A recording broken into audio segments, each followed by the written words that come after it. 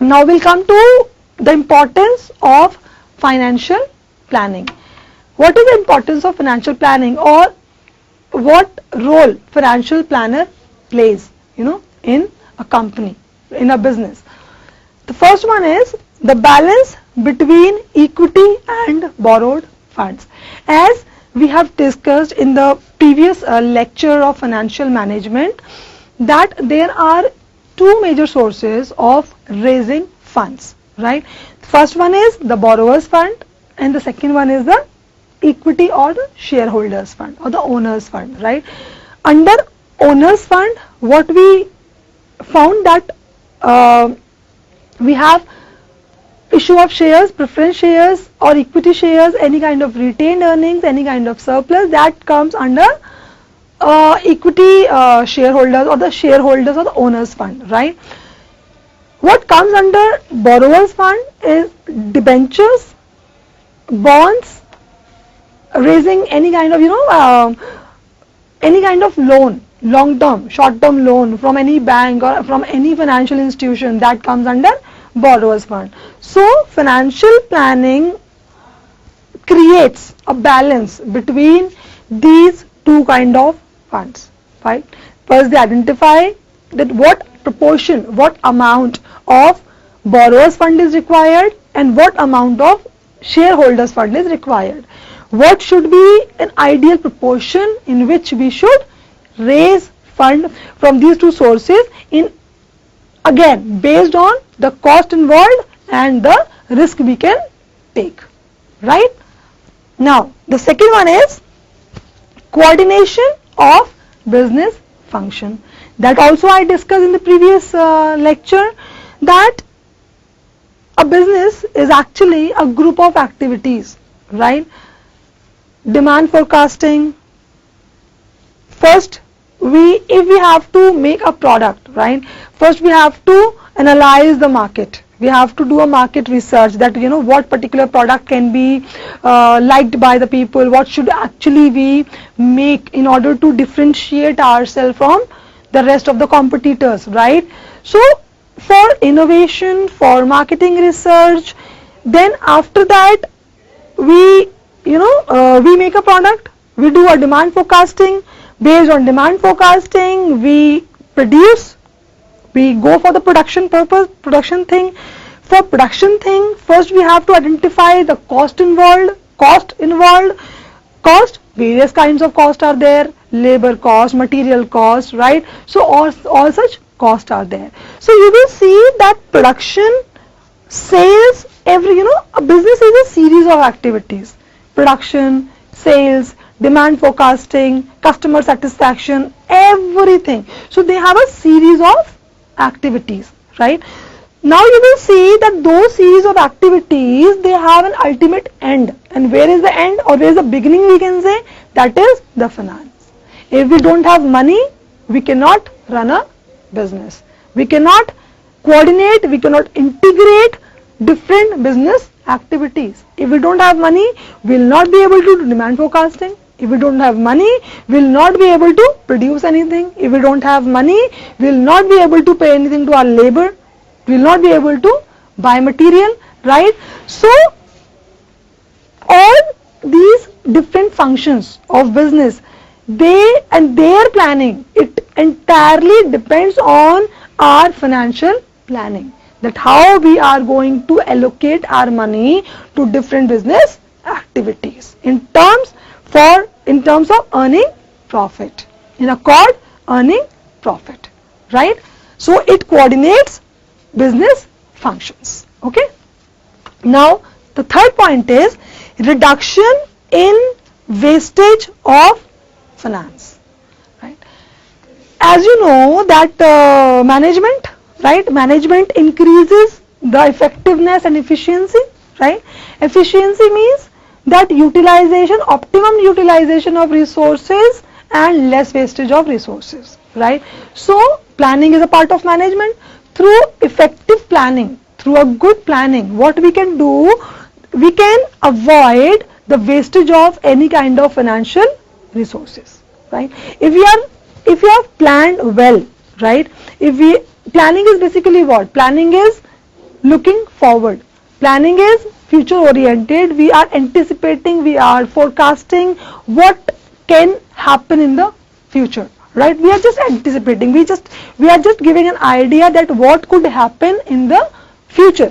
Fine. So if we are pre-planned, if we are prepared, a bit of a kind of prepared for the future course of action, then we can reduce, we can control any wastage of finance.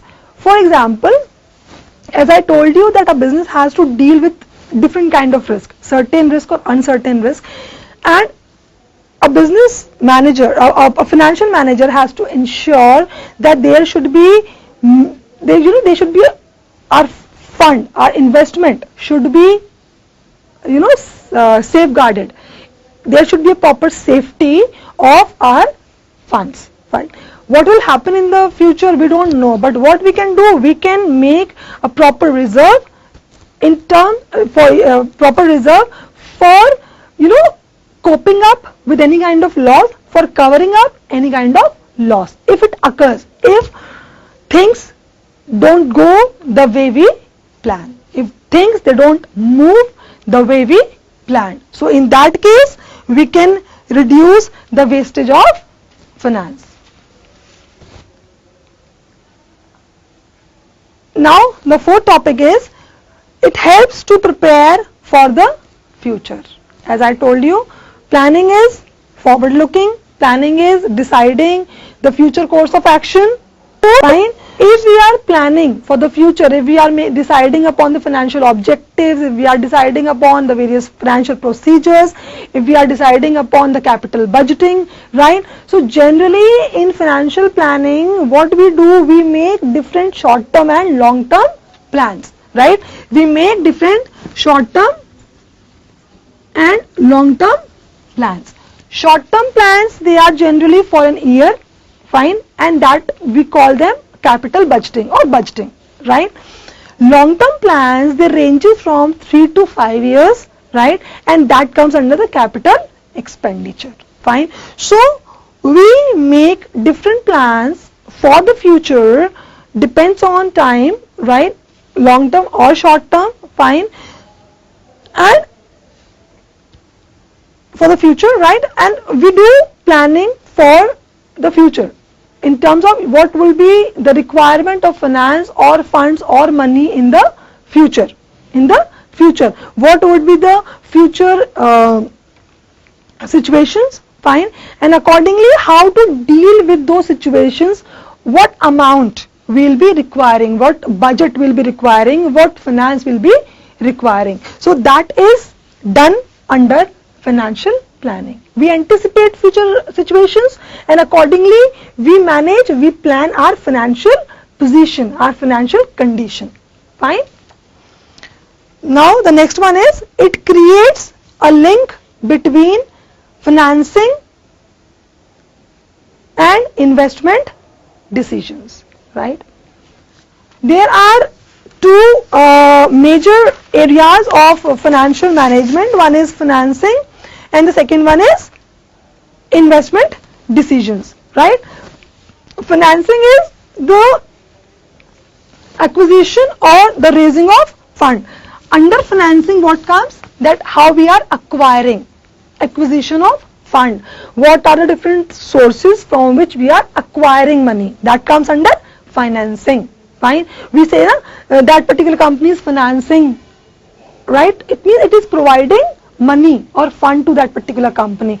So in financing, that is related to the procurement or raising of fund. Whereas in investment, it talks about the utilization of that fund, acquired or procured fund, right? So financial planning aims at using the acquired fund judiciously, right, for fetching higher rate of return, right? Financial planning aims at providing the best optimum proportion of debt fund and equity fund, or giving a right proportion, an optimum proportion between the borrowers and the equity fund, so that that particular investment decision should be manifested, should be proven as profitable for the company and should be able to give profit to its shareholders further, right? Now the next one is developing a sound capital structure. Now what capital structure is? Again, the capital structure is a proportion in which we raise fund through different sources. What is the proportion of debt in our fund and what is the proportion of equity in our fund? For example, we have raised 10 lakh rupees, right? We have raised 10 lakh rupees and that 10 lakh rupees comprises 8 lakh equity and 2 lakh debt, or 5 lakh equity or 2 lakh debt, right? So these are the different situations or these are the different combinations of raising fund through various or through different sources. Fine. So that is called is called a sound capital structure. Now what is a sound capital structure? As I told you, a capital structure, before deciding upon the capital structure, before deciding upon raising the fund through various sources, we have to look at two crucial things, that is a cost and the risk. Fine. So we have to decide upon the optimum or a sound capital structure in terms of the cost and the risk. So a company has to look at these different aspects before raising fund from various resources, from various sources, and accordingly they have to decide upon the capital structure of their company, right? Now the next one is, last one is the easier evaluation of actual performance. Now you might have studied in the chapter management that first we plan and then later on we evaluate that plan. That comes under controlling. That comes under controlling, right? So what happens that what we have to see, we made a plan, right? How effective this plan is, right? That depends on the result. That depends on the result, right? For example, we expected a growth rate 20%, right? And actual growth or actual sales, this was the expected one. Actual is 15%, right?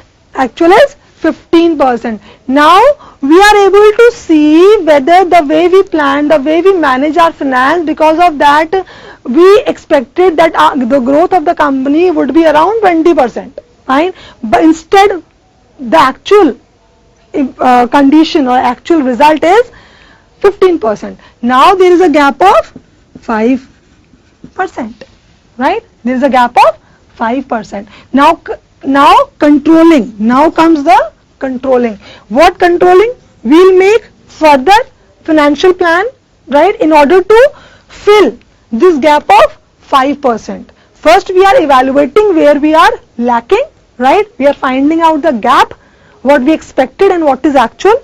We identify the gap and now we'll further plan, right, our financial activity. We'll further plan our financial activity for bridging, for covering that gap of 5%. So we are controlling. This is called the controlling, finding out the gap and taking the corrective action or taking a corrective plan to fill this gap or the gap between what is expected and what is actual, right? So that will again be done by further financial planning, right? So easier evaluation of actual performance. Thank you.